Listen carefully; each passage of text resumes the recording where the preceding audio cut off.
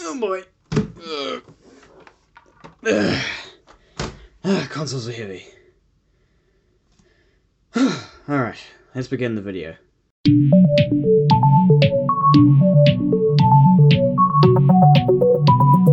Hello guys, and welcome back to a brand new video. Now today we're going to be doing another Is a Refurbished console worth it? And this time we're looking at the Xbox 360. Now the 360 has been out for pretty much 15 years now, but you can pick these up at incredible prices.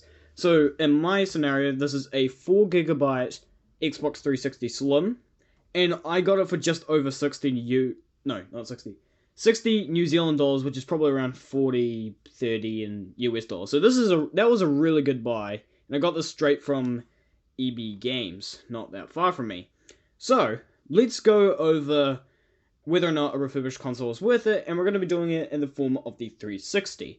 So, just taking a look around the console, you'll be able to see there's a little bit of cosmetic damage, specifically to the paint on the front, which you'll be able to see here.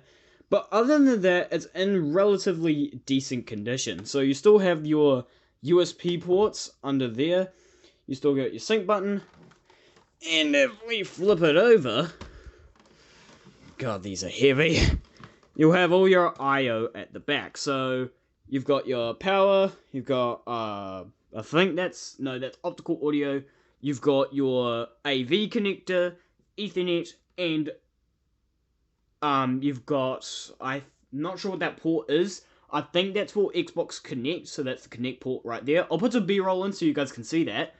And 3 USB ports. So you can see this little SanDisk logo here. So I put a 16GB USB drive in there, and I also have a USB cable coming out of it to charge my, well, it's specifically for the Xbox One controller because I've got a charging dock for it. So I plug this charging dock into the console, and I can always have my controller charged. Now, obviously, this doesn't work with the Xbox 360, but I don't really have a rechargeable for my 360 controller.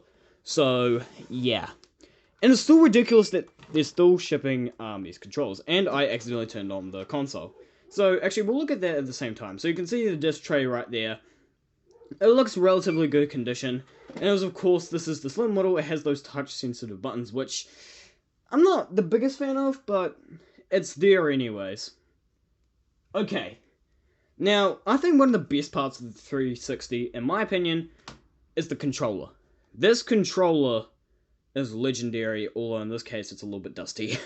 So, this is the Xbox 360 controller, and for its generation, specifically compared to things like the PS3 controller, this was one of the best controllers on the market. It had really good buttons, nice feel in the hand, you got your triggers on the back, and you've got your shoulder buttons, which the quality of the buttons isn't quite there, specifically compared to the Xbox One controller. Actually, this is a good time to have a look at the evolution of these two controllers. So you can kind of see this is a more sophisticated layout compared to this one, and the shapes are very similar, as you can see, and obviously the Xbox One controller feels quite a bit better. But the 360 controller really isn't that bad, especially considering that it's this old. Now,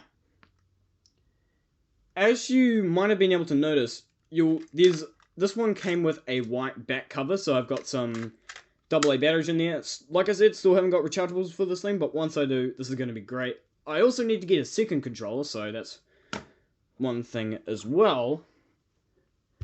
But yeah, so let's look at a couple of games which you'll be able to pick up for your Xbox 360 if you choose to buy one. So these are the games that I have. Now, these are used games. You won't be able to pick up many brand new 360 titles unless you go digital, but these are 3 games which I picked up for relatively cheap. EB Games has really good sales for new games, by the way, so it's not exactly that hard to pick some of these up. Dragon Ball Xenoverse 1. God, I don't know how many hours I've put into this game over my life. This is a super fun game. Well, it's not as good as Xenoverse 2. I really, really enjoy playing this. Now, actually, just on the side, I'm going on a little bit of a tangent here, but there's this one level in this game which was really difficult, and it took me almost like 2 weeks, maybe even months to complete it. And when I went to go play it again, did it first try. this is what happens when you know how to play a game and just not busting through the whole story like I was when I first played it. Next, obviously, Minecraft Xbox 360 Edition. Legendary game, everyone's probably heard of Minecraft. If you haven't, there's something wrong with you. But no, in all seriousness, Minecraft, excellent game. Now, this got updated to update Aquatic. After that, there were no more updates for this thing, so this didn't get the Village and Pillage update, didn't get the Nether update, update with the bees. It got stuck on Aquatic, and even with the old textures as well, didn't get the revamped textures, which is a little bit of a shame, but yeah. Now, actually one thing to note about Minecraft, specifically with this console, when updated to the latest version, I'm not sure if it's just because I had the update installed on USB, but it does get a bit laggy, but it doesn't have that same lag issue on the PS3, so not entirely sure what's up with that, but whatever.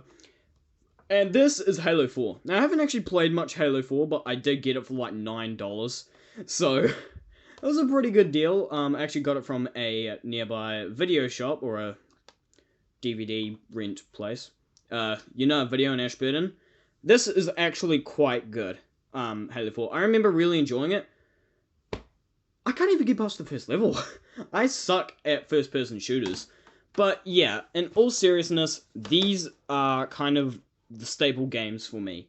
Now, when I first played on the 360, the first game I ever played was Lego Lord of the Rings. Lego Lord of the Rings is so much fun.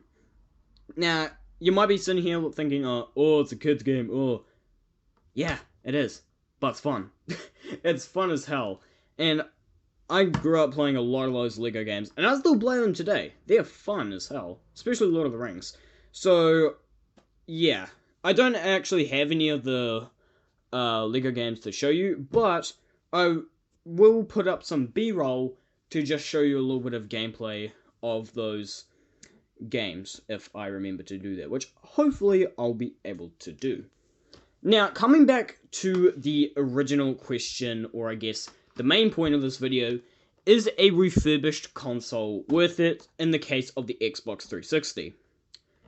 This one's a little bit of a toss-up, because the Xbox One has been out for quite some time now, and the Xbox Series X is close to being unveiled, and I think it's almost available for pre-order, so this is quite behind in the times.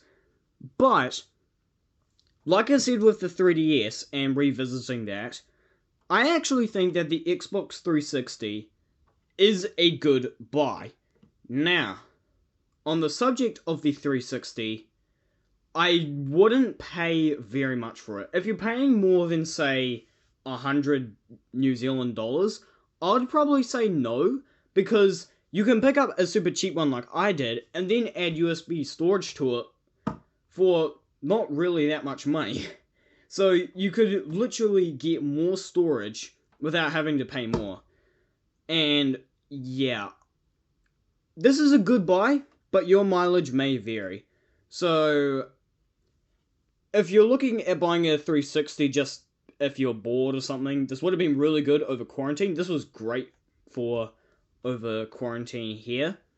I spent quite a few hours playing this thing, and yeah, like I said, mileage may vary. It does with all used and refurbished products, but in my case, the Xbox 360 was a great buy at $60.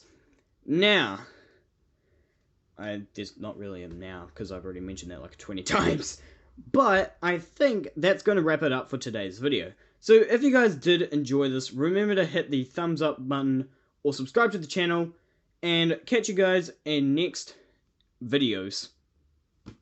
Man, my English is not good. I'm gonna make videos more often. This isn't good for me.